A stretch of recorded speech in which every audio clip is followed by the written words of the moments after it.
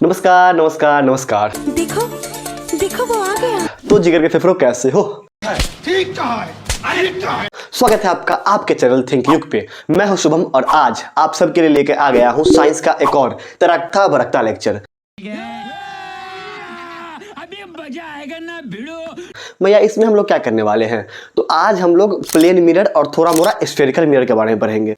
अच्छा ठीक है। तो चलो आज का लेक्चर हम लोग स्टार्ट करते हैं। चलो भाई देखो अब मैं क्या करता हूँ। तो हमारा पहला टॉपिक है प्लेन मिरर। तो प्लेन मिरर होता कैसा है, रुको मैं तुम्हें दिखा देता हूँ। तो ये रहा तुम्हारा प्लेन मिरर, ठीक है। अरे इधर ध्यान दो भाई, इस पे क्या दिख रहा है वो मत देखो, ये देखो, ये तुम्हें एकदम फ्लैट दिख रहा है। हाँ भैया फ्लैट है। फ्लैट है या फिर ऐसा है, ऐसा है, ऐसा है स्फेरिकल टाइप या फिर फ्लैट है। तो भैया ये तो मुझे फ्लैट दिख रहा है। तो प्लेन मिरर फ्लैट होता है। हाँ भैया फ्लैट है। अच्छा तुम्हें स्मूथ दिख रहा है कि नहीं? हाँ भैया स्मूथ भी दिख रहा है। अच्छा स्मूथ भी है। और इसके अगर इसको मैं खोल सकता हूँ क्या? खोलूंगा तो मम्मी बहुत मारेगी, हटाओ। और इसके पीछे ना एक सिल्वर पॉलिशिंग किया रहता है, सिल्वर का कोटिंग किया रहता है, जिसे पॉलिश्ड सरफेस कहते हैं, जो लाइट को रिफ्लेक्ट करता है, ठीक है। तो प्लेन मिरर क्या हुआ? तो प्लेन मिरर हुआ फ्लैट, स्मूथ और पॉलिश्ड सरफेस जो रिफ्लेक्ट करता है किसको? लाइट को। समझ में आया? ठीक है। तो यह है तुम्हारा प्लेन मिरर। अब हम लोग इमेज फॉर्मेशन देखते हैं कि प्लेन मिरर से इमेज कैसे बनता है, ठीक है। तो सबसे पहले तो हम लोग मिरर ले लिए, क्या ले लिए? मिरर ले लिए। और अब हम लोग इसको पॉलिश कर देंगे, इसको हैशिंग बोलते हैं, हैशिंग, ठीक है। तो इसको हम लोग पॉलिश कर दिए, ठीक है। यहाँ पे तुम एक ऑब्जेक्ट ले लो, ठीक है, ये अपना ऑब्जेक्ट ले लिए। अच्छा एक बार बताओ,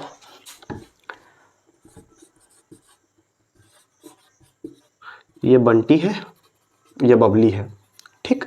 ये भी किसी से मिलना चाहती है और ये भी किसी से मिलना चाहती है, इंटरेक्ट करना चाहती है लोगों से, ठीक है। तो मिलने के लिए, कभी भी मिलने के लिए दो लोग चाहिए कि नहीं चाहिए? क्या मैं अकेले में मिल सकता हूं क्या किसी से? क्या मैं खुद से ही खुद को मिल सकता हूं? नहीं। अगर मुझे किसी से बात करना है, किसी से मिलना है, तो दो लोग कम से कम चाहिए कि नहीं चाहिए? हाँ दो से ज्यादा हो सकता है, मैं मानता हूं, लेकिन कम से कम दो लोग चाहिए कि नहीं चाहिए? हाँ भैया चाहिए। अच्छा तो इमेज कैसे बनता है? भैया इमेज बनता है वो तो याद नहीं है, लास्ट क्लास में मैंने बताया हूं कि इमेज तब बनता है जब रिफ्लेक्टेड रे, ध्यान से सुनना, रिफ्लेक्टेड रे एक्चुअली में मीट करे या फिर मिलता हुआ हमें दिखे, होता है, हाँ तभी बनता है भैया। तो यहां रिफ्लेक्टेड रे मिल रहा है, तो कम से कम कितना रे चाहिए? भैया कम से कम हमें दो रे चाहिए, ठीक है। अच्छा तो यहां से हम लोग दो रे पास करवाएंगे, ठीक है। और याद रखना पहला रे हमेशा प्लेन के या फिर मिरर के हमेशा परपेंडिकुलर ही डालना। तो पहला रे हम लोग परपेंडिकुलर डालेंगे, ठीक है। अच्छा तो इसका नॉर्मल भी यही हो जाएगा। हाँ नॉर्मल भी यही है, ठीक है। और दूसरा रे ना तुम किसी भी एंगल पे डाल दो, ठीक है। अच्छा यहां देखो, यहां पे एंगल ऑफ इंसिडेंस कितना है? एंगल ऑफ इंसिडेंस जीरो है, तो एंगल ऑफ रिफ्लेक्शन भी कितना होगा? जीरो। लॉ ऑफ रिफ्लेक्शन ही रिफ्लेक्शन ही नहीं कहता है, क्या कहता है? देखो ये मिरर है, ठीक। मैं मिरर पे 0 डिग्री पे डाल रहा हूं सीधा, तो जैसे मैं यहाँ पे रे डालूंगा ऐसे ही निकलेगा, सीधा निकल जाएगा। ऐसे डालूंगा ऐसे ही निकलेगा, ऐसे डालूंगा ऐसे ही निकलेगा। निकला कि नहीं निकलेगा? अगर मैं 0 डिग्री पे डालूंगा तो लाइट रिफ्लेक्ट होके भी 0 डिग्री पे ही जाएगा। अच्छा अब मैं लाइट को 60 डिग्री पे डाल रहा हूं, मान रहा हूं कि मैं लाइट को 60 डिग्री पे डालता हूं। तो 60 डिग्री पे डाला तो लाइट पास कहां से होगा? 60 डिग्री से होगा कि नहीं होगा? हाँ भैया होगा। 60 डिग्री से डाला 60 डिग्री से गया, 60 डिग्री से डाला 60 डिग्री से गया, जाएगा। मतलब जितना से मैं डालता हूं उतना ही निकलता है, मतलब जितना एंगल पे मैं लाइट को इंसिडेंट करवाता हूं उतना एंगल से ही लाइट निकलता है कि नहीं निकलता है? तो मान लो कि यहाँ पे मैं 90 डिग्री पे इंसिडेंट करवाया, 60 डिग्री पे, 90 तो वहाँ करवाया था। सबसे पहले क्या करेंगे? नॉर्मल बना लेंगे। तो ये हो गया तुम्हारा नॉर्मल, ठीक है। ये हो गया इंसिडेंट एंगल। और मान लो 60 डिग्री है, तो यहाँ से निकलेगा भी 60 डिग्री से। हाँ भैया 60 डिग्री से निकलेगा, ठीक। अच्छा ये गया ऐसे और ऐसे ही आ जाएगा। हाँ भैया आ गया। अच्छा अब एक बात बताओ, तुम इस रास्ते जा रहे हो, तुम्हारी गर्लफ्रेंड इस रास्ते जा रही है, तो क्या तुम दोनों कभी मिलोगे क्या? तुम सीधा जा रहे हो तुम्हारी गर्लफ्रेंड इधर जा रही है, तो तुम दोनों कभी मिलोगे? तुम सीधा जा रहे हो, तुम्हारी गर्लफ्रेंड इधर जा रही है, तो तुम दोनों कभी मिलने वाले हो क्या? नहीं भैया। देखो यहाँ देखो, तुम लोगों का दूरी बढ़ते जाएगा नहीं बढ़ते जाएगा? जैसे जैसे दूर जा रहे हो दूरी बढ़ते जा रहा है कि नहीं बढ़ते जा रहा है? जब दूरी बढ़ते जा रहा है तो क्या कभी तुम लोग मिल पाओगे? नहीं भैया, तब तो कभी नहीं मिल पाएंगे। इसीलिए लॉन्ग डिस्टेंस रिलेशनशिप नहीं चलता है। देखो तो क्या हुआ, ये दोनों कभी मिल पाएगा? ये दोनों रे कभी मिल पाएगा? नहीं मिल पाएगा। नहीं ना मिल पाएगा, नहीं मिल पाएगा। तो क्या करते हैं, इसी को ना हम लोग पीछे एक्सटेंड कर लेते हैं।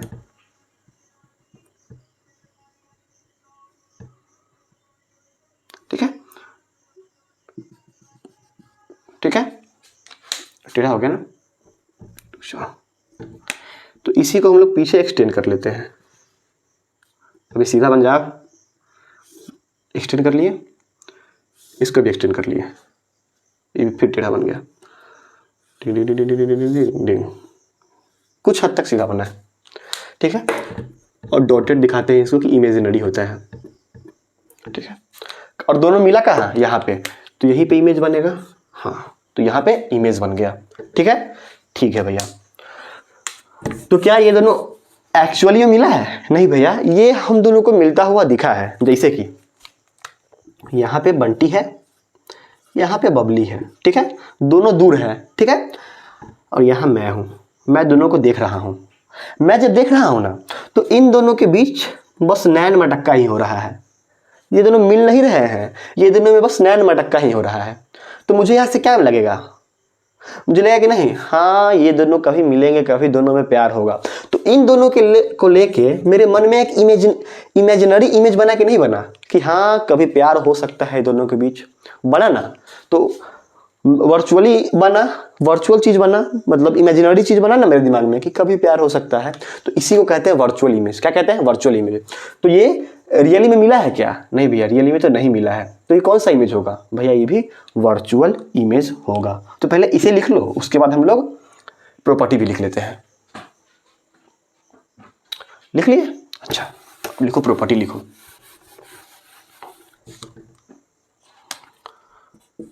तो प्रॉपर्टी ऑफ इमेज, तो प्रॉपर्टी क्या है? पहला तो वर्चुअल है, और मैंने तुम्हें पहले क्लास में ही कहा था कि जैसे वर्चुअल देखो, गाना गाने लगो, खरा है खरा है खरा है।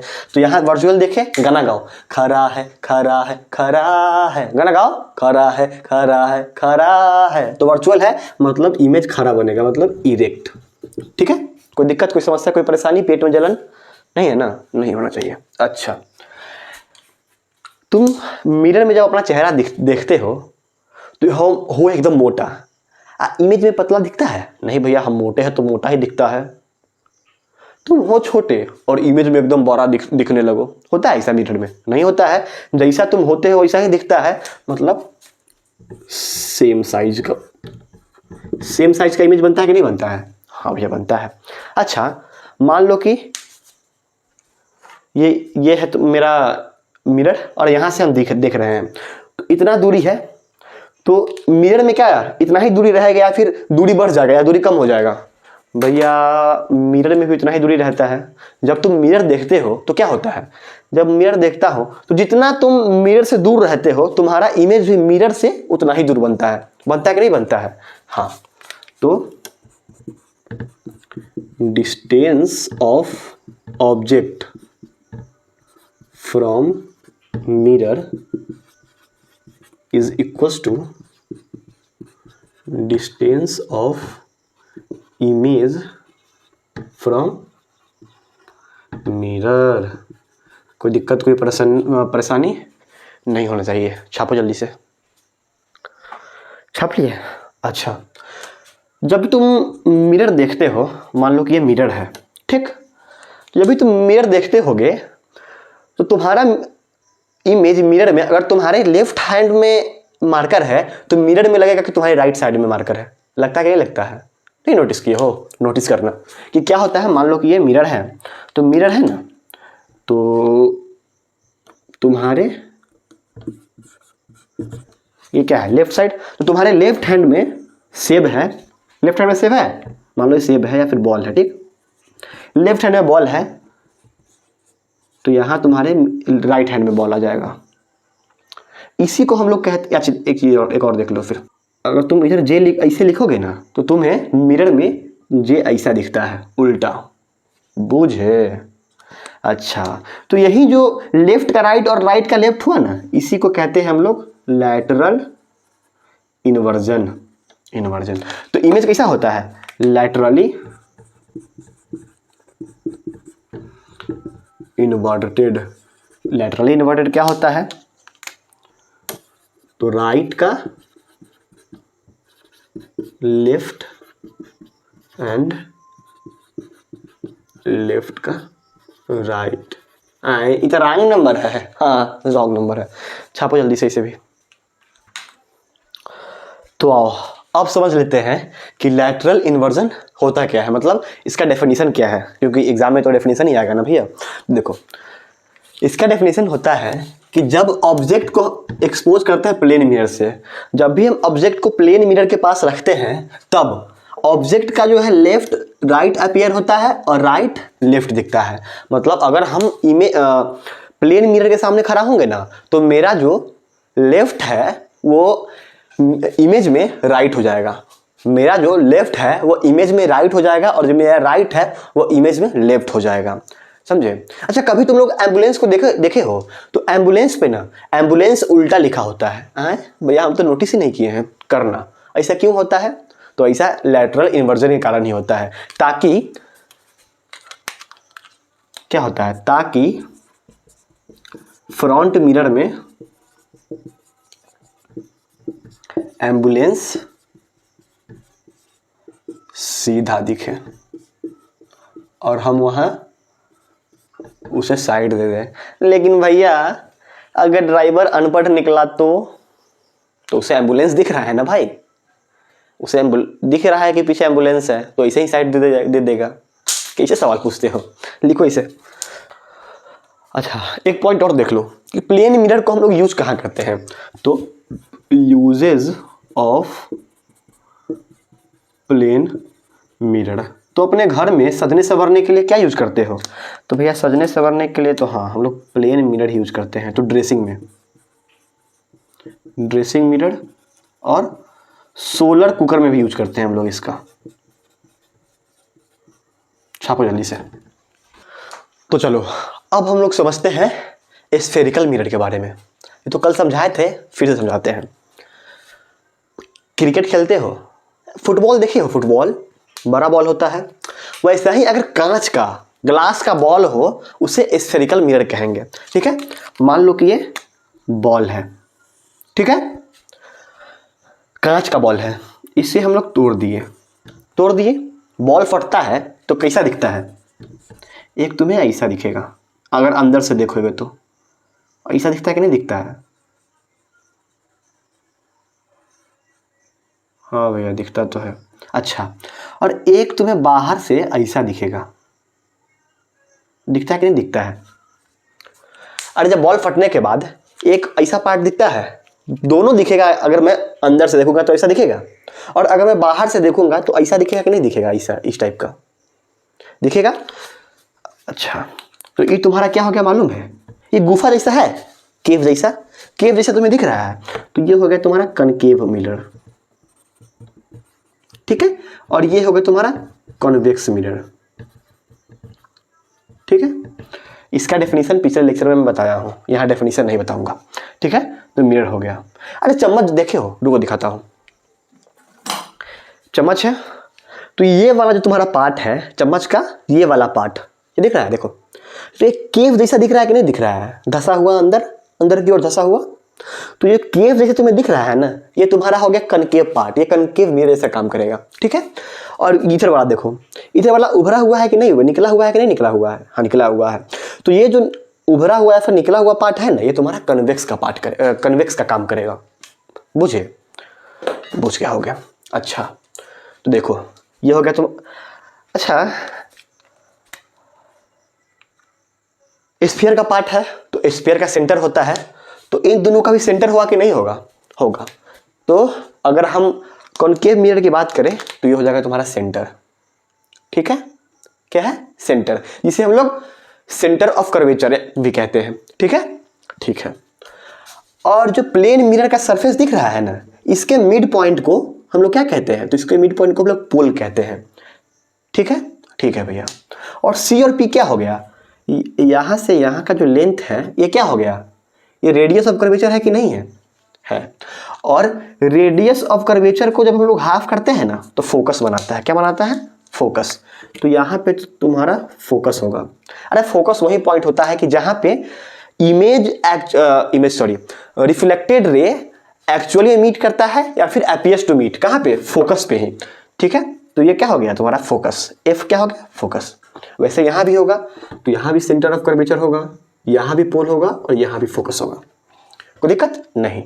अच्छा एक चीज देखो, ये पार्ट तुम्हें दिख रहा है तो इसे हम लोग कहते हैं अपर्चर।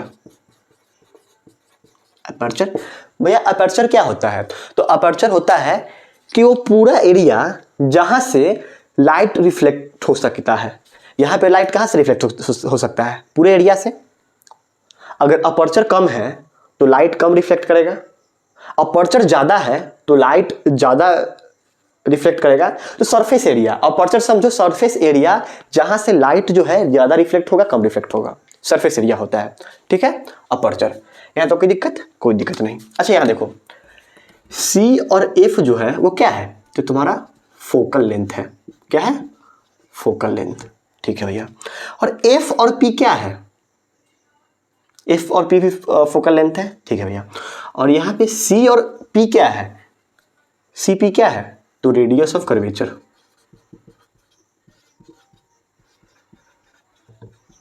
अच्छा एक चीज देखो, ये लाइन दिख रहा है जिसपे तुम्हारा सारा सेंटर ऑफ कर्वेचर है, फोकस है और पोल है। वो लाइन जिसपे सारा चीज है इसी को हम लोग कहते हैं प्रिंसिपल एक्सिस। बुझिए, इसे जल्दी से छापो और अब हम लोग बढ़ते हैं इसके डेफिनेशन पे। हाँ तो आओ अब डेफिनेशन देख लो। तो पोल क्या होता है, तो पोल ये रहा, मिरर के सरफेस का मिड पॉइंट क्या होता है, पोल। तो पोल क्या है, centre of mirror surface. Mirror surface का सेंटर क्या होता है, पोल। समझ में आ गया। अब देखो सेंटर ऑफ कर्वेचर ये है, अब ये मान लो क्या है, इमेज है। तो एक इमेजिनरी स्फीयर तुमको दिख रहा है, अगर मैं इसे ऐसे बढ़ा दूं तो एक स्फीयर बनता दिख रहा है तुम्हें, हाँ। और इसी स्फीयर का सेंटर है ना ये, हाँ भैया स्फीयर का ही सेंटर है। तो सेंटर ऑफ कर्वेचर क्या होता है, तो सेंटर ऑफ इमेजिनरी स्फीयर के सेंटर को हम लोग क्या कहते हैं, सेंटर ऑफ कर्वेचर, ठीक है। रेडियस ऑफ कर्वेचर क्या होता है, तो सेंटर ऑफ कर्वेचर और पोल के बीच का जो डिस्टेंस होता है उसी को हम लोग रेडियस ऑफ कर्वेचर कहते हैं, कोई दिक्कत नहीं होनी चाहिए। अच्छा इधर देखो, फोकस क्या होता है, तो पॉइंट जहां पे रिफ्लेक्टेड रे मीट या फिर अपीयर्स टू मीट। फोकस वो पॉइंट होता है जहां पे रिफ्लेक्टेड रे है मिलेगा या फिर अपीयर्स टू मीट होगा, इसे क्या कहते हैं, इसी पॉइंट को हम लोग फोकस कहते हैं, ठीक है। अच्छा फोकल लेंथ क्या होता है, तो पोल और फोकस के बीच का जो डिस्टेंस है ना इसी को हम लोग फोकल लेंथ कहते हैं। और फोकल लेंथ जो होता है रेडियस ऑफ कर्वेचर का दुगुना होता है। तो इसी के साथ आज का लेक्चर हम लोग यही खत्म करते हैं। तो कैसा लगा लेक्चर तुम कमेंट में जरूर बताओ और चैनल को जरूर सब्सक्राइब करना। मिलते हैं अगले लेक्चर में, बाय।